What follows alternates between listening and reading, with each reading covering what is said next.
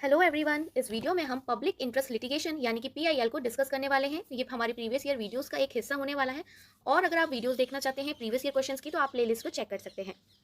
PIL बना है तीन शब्दों से, पब्लिक इंटरेस्ट लिटिगेशन। पब्लिक और इंटरेस्ट, आप जानते होंगे कि पब्लिक क्या होती है, इंटरेस्ट क्या होता है, लेकिन लिटिगेशन शब्द बहुत लोगों के लिए नया हो सकता है। तो लिटिगेशन का क्या मतलब होता है? मुकदमेबाजी। और अगर हम पीआईएल का मतलब देखें, तो पीआईएल एक ऐसी लिटिगेशन होती है जो पब्लिक के इंटरेस्ट को सिक्योर करने के लिए डाली जाती है। अगर हम बोलें इसकी और एक अच्छी सी डेफिनेशन बताओ जो आप एग्जाम में लिख के आओ और आपको अच्छे नंबर मिल जाए, तो वो डेफिनेशन होगी ये वाली जो मैंने यहाँ लिखी हुई है। PIL means litigation filed in a court of law for the protection of public interest. ये आप याद कर लीजिए, ये मेरी आपके लिए एक एडवाइस है, और इसको एज इट इज लिख के आ जाना। पब्लिक इंटरेस्ट लिटिगेशन, हिंदी में जिसको जनहित याचिका कहते हैं। पब्लिक इंटरेस्ट से क्या मतलब है? आपको पब्लिक पता होगा क्या होता है, इंटरेस्ट भी पता होगा, दिलचस्पी, है ना। लेकिन पब्लिक इंटरेस्ट क्या है, पब्लिक इंटरेस्ट से यहाँ क्या मतलब है? तो ऐसा इंटरेस्ट जो किसी पर्टिकुलर क्लास से रिलेटेड हो और वो उनके लीगल राइट्स को अफेक्ट कर रहा हो, वही पब्लिक इंटरेस्ट यहाँ माना जाएगा। ज़रा बैकग्राउंड में हम ये देख लेते हैं कि जो कॉन्सेप्ट है ये पब्लिक इंटरेस्ट लिटिगेशन का, ये कहाँ से आया। तो जो कॉन्सेप्ट है पीआईएल का, उसकी शुरुआत होती है यूएसए से, और वहीं ये डेवलप हुआ 1960s के टाइम में। यूएसए में इसको डिज़ाइन किया था अनरिप्रेजेंटेटिव ग्रुप्स, या फिर बोल दो माइनॉरिटीज़ के लिए, उनके अधिकारों के लिए, उनको लीगल रिप्रेजेंटेशन दिलवाने के लिए। इंडिया में पीआईएल की बात करूं तो ये प्रोडक्ट है जुडिशियल एक्टिविज्म का। अब जुडिशियल एक्टिविज्म क्या होता है, तो इसको हम जानेंगे एक सेपरेट वीडियो में, क्योंकि इसके ऊपर भी क्वेश्चन आया हुआ है, व्हाट इज या डिफाइन जुडिशियल एक्टिविज्म, और एक क्वेश्चन जुडिशियल रिव्यू का भी आया है। तो मैं सेपरेट वीडियो लेके आऊंगी, वहां पर आप इसको समझिएगा। यहाँ पर बस ये समझिए कि पीआईएल प्रोडक्ट है जुडिशियल एक्टिविज्म का, कैसे ये आप उस वीडियो में समझिएगा।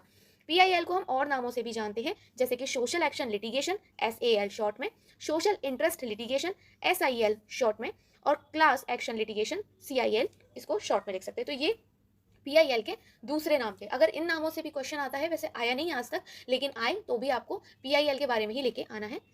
पीआईएल का कहीं पर भी जिक्र नहीं है किसी भी एक्ट में, किसी भी स्टैट्यूट में। अब ये स्टैट्यूट क्या होता है, एक्ट तो हमने सुन रखे हैं, एक्ट से कानून बनता है, ये स्टैट्यूट क्या होता है। तो एक नॉर्मल सा डिफरेंस आप समझ लीजिए कि जो स्टैट्यूट होता है उसमें बहुत सारे उनकी बात की जाती है। एक स्टैट्यूट में क्या होता है, बहुत सारे एक्ट होते हैं, ठीक है। एक स्टैट्यूट में बहुत सारे एक्ट हो सकते हैं किसी एक मुद्दे को लेके, लेकिन जो एक एक्ट होता है ना, वो सिर्फ एक पर्टिकुलर मुद्दे के लिए होता है, एक पर्टिकुलर मुद्दे के लिए, और फिर उसी मुद्दे पे कानून या लॉ बनता है। लेकिन स्टैट्यूट में मल्टीपल होते हैं, ठीक है, मल्टीपल इश्यूज के ऊपर अलग अलग एक्ट होते हैं। तो इसका जिक्र कहीं पर भी नहीं किया गया है। तो फिर ये पीआईएल का बात आई कहाँ से, जब ये किसी एक्ट में नहीं है, स्टैट्यूट में नहीं है, तो पीआईएल कहाँ से टपका, ऊपर से तो आया नहीं है। तो पीआईएल को इंटरप्रेट किया गया है हमारे जजेस के द्वारा, ठीक है, किसके द्वारा, जजेस के द्वारा पीआईएल को लाया गया है। उसके बाद देखिए, और एक और पावर जजेस को दी गई है कि देखो, जनहित याचिका किसी भी ऐसे कम्युनिटी क्लास के लिए की जाती है जो स्वयं नहीं आ रहे, तो उनके बिहाफ पे दूसरा व्यक्ति लिटिगेशन कोर्ट में लगा सकता है, यही है ना पीआईएल। तो अगर मान लीजिए कोई नहीं आ रहा है, हम सिटीजन्स में से कोई आगे नहीं आ रहा, और कोर्ट देखता है कि भाई वो पर्टिकुलर कम्युनिटी परेशान हो रही है या उनके अधिकारों का हनन हो रहा है, तो उनके लिए सू मोटो एक्शन लेते हुए कोर्ट खुद से ही पीआईएल लगा के उस पर क्या कर सकता है, अपना काम करना स्टार्ट कर सकता है, ठीक है, केस चल सकता है, फिर पिटीशन कोर्ट खुद भी लगा सकता है। अब वो कौन से मुद्दे आते हैं जो पीआईएल के अंदर आते हैं। अब ऐसा थोड़ा है कि वाइफ हस्बैंड का लड़ाई हो गई है, या फिर एक पिता अपने बेटे को प्रॉपर्टी नहीं दे रहा, या फिर मान लो पड़ोसी ने आपकी ज़मीन पे कब्जा कर लिया है, तो क्या हम पिटीशन लगा सकते हैं पीआईएल?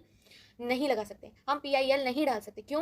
क्योंकि पीआईएल में वही मुद्दे आते हैं जो पब्लिक के लिए होते हैं, पब्लिक इंटरेस्ट के लिए होते हैं। और वो कौन कौन से मुद्दे हैं? वो ये मुद्दे हैं जो आपको सामने स्क्रीन पर दिख रहे हैं, जैसे बॉन्डेड लेबर, बंधुआ मजदूर का कॉन्सेप्ट हो गया, नेग्लेक्टेड चिल्ड्रन हो गए, non payment of minimum wages of workers, and exploitation of casual workers.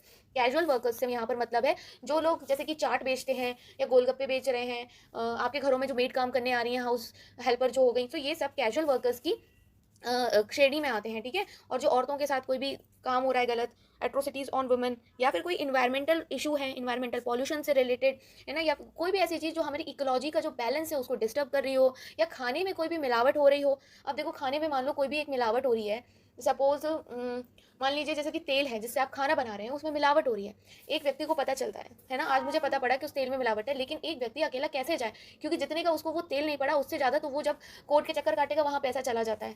तो लेकिन इसमें जो ये जो तेल है, कितने लोगों के घर के लोग खा रहे हैं, तो प्रॉब्लम तो हो रही है। तो इसलिए कंज्यूमर कोर्ट भी बनाया गया, कंज्यूमर अफेयर्स, ये सब अलग एक यो चीज़ें बनाई गई हैं कि यहाँ पर अकेले हम नहीं जा सकते, तो कंज्यूमर्स के लिए एक अलग जगह बनाई गई कि अगर फूड अल्टरेशन का कोई मैटर है, क्योंकि लगता है बहुत छोटा सा है कि ठीक है हम 200 रुपये का एक पैकेट ले आए, ठीक है ख़राब निकल गया, ओके ओके, लेकिन आप ये देखिए कि वो 200-200 करके कितनी फैमिलीज़ में जा रहा है, और वो फिर अगर हम गलत खाएंगे तो वो 202 लाख में कब कन्वर्ट हो जाएंगे हमारी बीमारी में नहीं पता पड़ेगा। तो ये भी एक पब्लिक इंटरेस्ट में कॉन्सेप्ट आता है। फिर हमारा हेरिटेज और कल्चर को बचाना, उनका मेंटेनेंस रखना।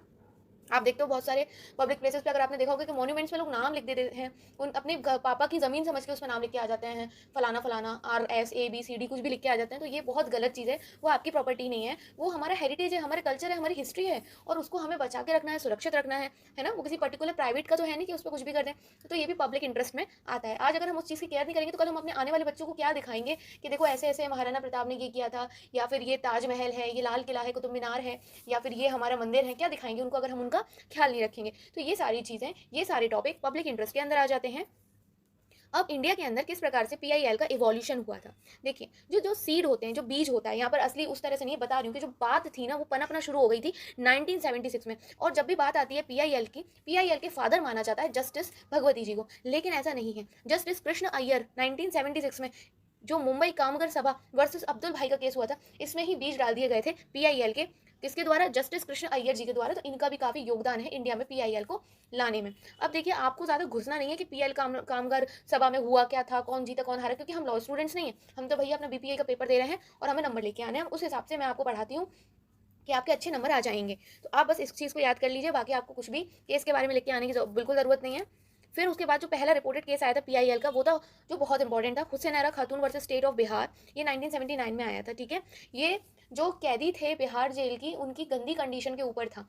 दरअसल हो क्या रहा था कि उनका ट्रायल ही नहीं चल रहा था कोर्ट में, है ना। अब मान लो किसी किसी ने कोई जुर्म किया है जिसमें उसको 3 साल की सज़ा मिलनी चाहिए थी, ट्रायल हुए नहीं, 3 साल 6 साल में कन्वर्ट हो गई, तो उसके वो 3 साल ज़िंदगी के खराब हुए। और मान लो ट्रायल तो हुआ नहीं, अभी तो ट्रायल चलता है तब पता पड़ता ना कि किसी ने मान लो जुर्म किया है कि नहीं किया। अब कोई बेगुनाह होगा, वो अंदर बैठा है जेल के और उसको सज़ा मिल रही है जितनी उसको नहीं मिलनी चाहिए। तो इस तरह की चीज़ें थी, वो भी तो गलत था। हर इंसान को, हमारा जो कॉन्स्टिट्यूशन है वो ऐसे बनाया गया है कि जिसने जो सज़ा किया ना उसी हिसाब से उसको मतलब जिसने जो क्राइम किया उसको उसी हिसाब से सज़ा मिलनी चाहिए। तो इसलिए भी APIL कैदियों के लिए डाली गई थी, और इसमें जीत हुई जिसने पीआईएल डाली उनकी। तो फिर 40,000 जो प्रिजनर्स थे उनको रिहा भी कर दिया गया था, क्योंकि उनका ट्रायल पीरियड हो ही गया था और उनकी कंडीशन बहुत खराब थी। इसमें सुप्रीम कोर्ट ने बोला कि भैया सबको अधिकार है speedy justice, right to speedy justice, और ये भी आपके बेसिक फंडामेंटल राइट्स के अंदर आते हैं, राइट टू लाइफ के अंदर ही आता है। हर इंसान को अधिकार है ना जस्टिस का। अब अगर उसकी सजा 1 साल की थी और आपने उसको 4 साल तक जेल में रख दिया, तो आपने उसके साथ अन्याय किया, और ये अन्याय नहीं होना चाहिए। इसके बाद SP Gupta versus union of India का केस आया, और यहाँ से पीआईएल मूवमेंट अच्छे तरीके से स्टार्ट होता है जस्टिस PN भगवती के द्वारा, जिनको father of PIL in India भी बोलते हैं। अब पीआईएल के कुछ फीचर्स लिख के आना, देखो जैसे मैंने पॉइंट वाइज लिखा है ऐसे लिख के आना, आपको सच में 12 से 20 नंबर में क्वेश्चन आएगा, बहुत अच्छे नंबर मिल जाएंगे। पीआईएल, अभी तक हमने जो बातें की है ना वही हम यहाँ पर लिखने भी वाले हैं। फीचर्स में कोई भी नई बात नहीं लिखेंगे, ध्यान से देखें कि पीआईएल का ना तो कहीं कॉन्स्टिट्यूशन में जिक्र है, ना ही किसी स्टैट्यूट में है, एक्ट में। ये बात हमने अभी आपको पहले बताई थी, और वही बात हमने फीचर में भी लिख दी, ठीक है। पीआईएल एक स्ट्रैटेजिक आर्म है किसकी, लीगल एड मूवमेंट की। एड मींस हेल्प, ठीक है, लीगल एड मूवमेंट की, ठीक है। और इसका इंटेंशन क्या है, to bring justice within the reach of poor masses, क्योंकि भाई गरीब के लिए, गरीब कम्युनिटीज़ के लिए है, वो खुद तो बेचारे आ नहीं पाते, तो उनकी हक की लड़ाई कोई एक सक्षम व्यक्ति लड़ लेता है पीआईएल के माध्यम से। Supreme court and high court के अंदर पीआईएल को कैसे डाला जा सकता है, तो सुप्रीम कोर्ट के अंदर आर्टिकल 32 और हाई कोर्ट के आर्टिकल 226 के तहत हम पीआईएल को डाल सकते हैं, ठीक है। पीआईएल थोड़ा सा डिफरेंट है किससे, ट्रेडिशनल लिटिगेशन से, जो हम नॉर्मली डालते थे पहले या आज भी डालते हैं 1 to 1। मान लो अपने किसी प्राइवेट मुद्दे के लिए हम मुकदमा डालना चाहते हैं, तो हम ये वाला लिटिगेशन डालते हैं जो ट्रेडिशनल है। पीआईएल क्या है, पब्लिक के लिए होता है। पीआईएल जो रोल होता है कोर्ट का, वो मोर प्रोएक्टिव होता है, ट्रेडिशनल से ज़्यादा होता है, और इसमें जो जजमेंट होता है ना पीआईएल में, वो भी जल्दी जल्दी आता है, फास्ट आता है। आप कुछ सिग्निफिकेंस देख लीजिए पीआईएल का। इसके क्या सिग्निफिकेंस है, जस्टिस तक हमारी पहुंच होती है, हमारी जो जुडिशरी है उसको मजबूती मिलती है, क्योंकि भैया एक तो जुडिशरी यहाँ पर सो मोटो एक्शन भी ले सकती है, ठीक है। सोशल पॉलिटिकल चेंजेस आ रहे हैं, क्यों आ रहे हैं, क्योंकि मान लो कहीं पर कोई डैम बनता है और उससे प्रॉब्लम हो रही है अगर इकोलॉजी को, तो वहाँ पर कोई पीआईएल डाल के उसका काम रुकवा देता है, तो सोशल पॉलिटिकल चेंजेस आ जाते हैं, या कोई और दूसरे मुद्दे। और यहाँ पर जो आर्टिकल 32 में रेट्स और वगैरह वगैरह इसकी जो पावर्स दी गई हैं, उनका भी स्कोप बढ़ जाता है बिकॉज ऑफ पीआईएल। अब हम पीआईएल के कुछ खतरनाक यानी कि इंपॉर्टेंट लैंडमार्क जजमेंट्स को देख लेते हैं। पहला, बंधुआ Mukti Morcha versus union of India. इसके अंदर बोला गया था कि जो भी बॉन्डेड लेबर्स की एक्सप्लॉयटेशन हो रही है वो ना की जाए, ठीक है। ये एक एनजीओ के द्वारा पीआईएल डाली गई थी 1984 के अंदर। बंधुआ मजदूर आप समझ ही रहे होंगे कि इनके बाप दादा ने कभी किसी जमींदार से या किसी व्यक्ति से, अमीर आदमी से पैसे लिए होंगे। वो तो मर गए, लेकिन वो इनके जो बच्चे के बच्चे वो आज भी उसका कर्ज चुकाने के लिए मजदूरी या गुलामी कर रहे थे, ठीक है। ये थे रूरल लिटिगेशन एंड एंटाइटलमेंट केंद्र वर्सेस स्टेट ऑफ यूपी 1985 में ये आया था। इसके अंदर सुप्रीम कोर्ट ने बोला कि राइट टू हेल्दी इन्वायरमेंट ये राइट टू लाइफ का एक इंटीग्रल हिस्सा है और इसे आप किसी से छीन नहीं सकते। मतलब सबको अधिकार है कि वो एक हेल्दी इन्वायरमेंट में जिए। आर्टिकल 21 डील करता है राइट टू लाइफ के साथ। इसे भी लिख के आ जाओगे, नंबर ज़्यादा मिलेंगे। फिर MC Mehta versus union of India, ये गंगा नदी की पॉल्यूशन को लेके था कि भाई सारे जो लोग थे, इंडस्ट्री वाले जो लोग थे, उनका जो गंदा पानी था वो सब गंगा नदी में आता था। तो इसके लिए पीआईएल डाली गई। तो इसके तहत भी बहुत सारी जो इंडस्ट्रीज़ थी उनको गंगा नदी से दूर किया गया, वरना अब तक गंगा का पता नहीं क्या हो गया होता है ना। Vishakha versus state of Rajasthan 1997 में आया गया था। ये सेक्सुअल हैरेसमेंट से रिलेटेड था जो औरतों के साथ होती थी वर्किंग प्लेस पे, मतलब उनके ऑफिस में जहाँ पर भी वो काम कर रही थी। और इसी के ऊपर, इसी जजमेंट के ऊपर ही जो ये एक्ट हैं वो आए थे। Sexual harassment of women at work place prevention prohibition and redressal act 2013 जो है वो इसी पीआईएल के जजमेंट के ऊपर लाया गया था। अब हम ये देखना चाहते हैं कि कौन पीआईएल डाल सकता है और किसके अगेंस्ट में डाल सकता है। पीआईएल कोई भी सिटीजन डाल सकता है, ठीक है। किसके तहत? आर्टिकल 32 के तहत वो सुप्रीम कोर्ट में डाल सकता है पीआईएल, हाई कोर्ट में डाल सकते हैं आर्टिकल 226 के तहत, और under section 133 of criminal procedure code किसके सामने डाल सकता है? मजिस्ट्रेट के सामने। तो ये तो हो गए तरीके कि कौन डाल सकता है। अब कोर्ट को ये देखना पड़ेगा कि जो भी पीआईएल डाली गई है वो पीआईएल के सारे कंडीशंस को फुलफिल करती है कि नहीं। अब ऐसा ना हो कि कोई दो लोग अपने बीच की लड़ाई को पीआईएल के तहत डाल दें, ऐसा नहीं है। पीआईएल पब्लिक के लिए होती है, प्राइवेट के लिए नहीं होती है। पीआईएल का जो पी है वो पब्लिक के लिए, प्राइवेट के लिए नहीं। पीआईएल किसी भी स्टेट गवर्नमेंट के, सेंटर गवर्नमेंट के, म्यूनिसिपल अथॉरिटी के अगेंस्ट डाल सकते हैं, पर किसी भी प्राइवेट पार्टी के अगेंस्ट पीआईएल नहीं डाली जाती है। फिर अब देखो, जो भी चीज़ें बनाई गई हैं अच्छे के लिए, लोग उसका इतना खतरनाक यूज़ करते हैं कि उससे प्रॉब्लम भी उत्पन्न हो जाती है। बनाई तो अच्छे के लिए जाती है लेकिन उसके साथ प्रॉब्लम भी आ जाती है, जैसे कि उसका मिसयूज़ होना स्टार्ट कर देता है। अब जैसे चलो वो पीआईएल ही डाल देता है, पीआईएल डाल दिया कि भैया बहुत ज़्यादा यहाँ पर इकोलॉजी को प्रॉब्लम हो रही है, पेड़ मत काटो। मैं मानती हूँ इकोलॉजी को प्रॉब्लम हो रही है, पेड़ मत काटो, पर अगर पेड़ नहीं काटेंगे ज़मीन कहाँ से आएगी? इंडस्ट्री कैसे लगाएंगे? और फिर कैसे ग्रोथ होगी? ग्रोथ तो इंडस्ट्री से ही हो रही है।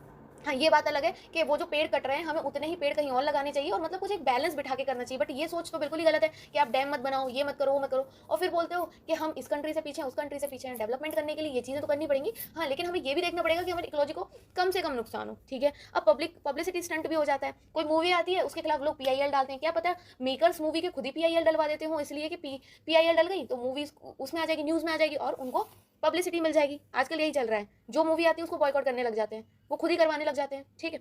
ओवरबर्डनिंग ऑफ जुडिशरी, क्योंकि पीआईएल डालना बहुत टफ नहीं होता है, इजी होता है। जो वैसे ही हमारे यहाँ पर केस पे केस और तारीख पे तारीख आती है, क्योंकि केस बहुत पे हैं, केस पे केस आते हैं और जज हमको तारीख पे तारीख देते जाते हैं। तो यहाँ पर बर्डन जो हो जाता है जुडिशरी का वो बहुत ज़्यादा हो जाता है। और जो एक्शन होता है जो पीआईएल का, जो कोर्ट लेती है, कई बार वो क्या करता है, प्रॉब्लम्स को राइज दे देता है, कॉम्पिटेटिंग राइट्स। जैसे मान लीजिए इकोलॉजी वाला ही एग्जांपल ले लेती हूँ। मान लीजिए कोई एक गांव के लोग हैं, वो कहीं पर रह रहे थे। अब वो रह रहे थे और उन्होंने बोला कि हमारे पास जो ये फैक्ट्री है आप इसको बंद कर दो, इससे बहुत पॉल्यूशन आता है और हमारे बच्चे बीमार पड़ रहे हैं। कोर्ट ने ऐसे ही किया, ऑर्डर दे दिया, फैक्ट्री बंद हो गई। तो यहाँ पर इकोलॉजी के साथ अच्छा हो गया, गाँव वालों के साथ तो अच्छा हो गया, लेकिन जो वर्कर्स की रोजी रोटी इंडस्ट्री से आ रही थी, क्या उनके साथ अच्छा हुआ? अब वो कहाँ जाएंगे? तो कई बार ऐसी भी प्रॉब्लम्स आ जाती हैं। तो ये कुछ प्रॉब्लम्स थी पीआईएल के साथ। इसी के साथ ये चीज़ तो खत्म होती है। अब जो जो पॉइंट मैंने बताए हैं आप भी ऐसे लिखना, पहले मीनिंग भी लिखना, फीचर्स लिखना, सिग्निफिकेंस लिखना, प्रॉब्लम लिखना, फिर who can file against whom लिखना, और आपके नंबर आएंगे पूरे के पूरे। बस इसी प्रकार से लिखना, हेडिंग अच्छे से देना और बस भर के आना पेजेस को, ठीक है।